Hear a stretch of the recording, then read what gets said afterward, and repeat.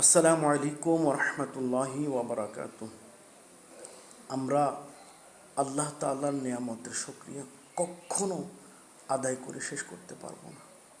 আপনি কি জানেন, আমরা যে প্রতিদিন আল্লাহ তাআলার দেওয়া অক্সিজেন নিচ্ছি, আপনি দেখবেন হসপিটালের মধ্যে এমন মানুষ রয়েছে যারা এই অক্সিজেনটা নিতে পারে না, ওনাদেরকে কৃত্রিমভাবে অক্সিজেন দেওয়া হয় এবং অনেককে তো বাঁচানোর জন্য আইসিইউর মধ্যে ভর্তি করা হয়, যেখানে 20, 30, 40, 50 হাজার টাকা পর্যন্ত অনেক প্রাইভেট মেডিকেল নিয়ে থাকে।